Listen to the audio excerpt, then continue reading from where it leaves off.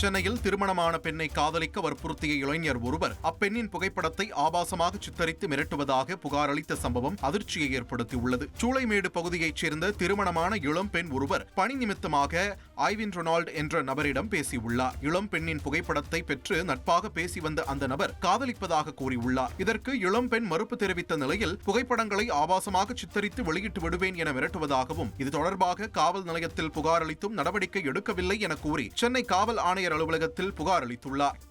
பாளையங்கோட்டையில் காதல் விவகாரத்தில் ஐடி இளைஞர் கொல்லப்பட்ட வழக்கில் உறவினர்கள் திடீரென சாலை மறியலில் ஈடுபட்டனர். வேறு சமூகத்தைச் சேர்ந்த பெண்ணை காதலித்ததால் ஐடி ஊழியரான கவின்குமார் என்பவர் பெண்ணின் தம்பியால் கொலை செய்யப்பட்டார். இந்நிலையில் கவின்குமாரின் சொந்த ஊரான ஆறுமுகமங்கலத்தில் அவரது வீட்டில் உறவினர்கள் உள்ளிருப்பு போராட்டத்தில் ஈடுபட்டனர்.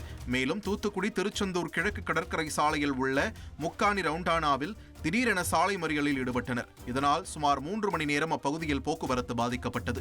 இதனையடுத்து 24 மணி நேரத்தில் குற்றவாளி சுர்ஜித்தின் தாய் மற்றும் தந்தை கைது செய்யப்படுவார்கள் என்று போலீசார் உறுதியளித்த பின்னர் போராட்டம் கைவிடப்பட்டது. இப்போராட்டத்தின் போது அவ்வழியே வந்த 2 ஆம்புலன்ஸுக்கும் போராட்டம் நடத்தியவர்கள் எழுந்து நின்று வழிவிட்டது நெகிழ்ச்சியை ஏற்படுத்தியது. ஈரோடு மாவட்டம் கொடுமுடியில் மேய்ச்சல் நிலத்தில் தீப்பற்றி எரிந்ததால் அப்பகுதி முழுவதும் கரும்புகைகள் சூழ்ந்தது.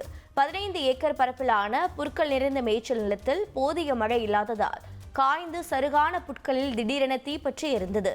இதன் காரணமாக சுற்றுவட்டார பகுதியில் கரும்புகை சூழ்ந்து பொதுமக்கள், வாகன ஓட்டிகள் அவதிக்குள்ளாகினர்.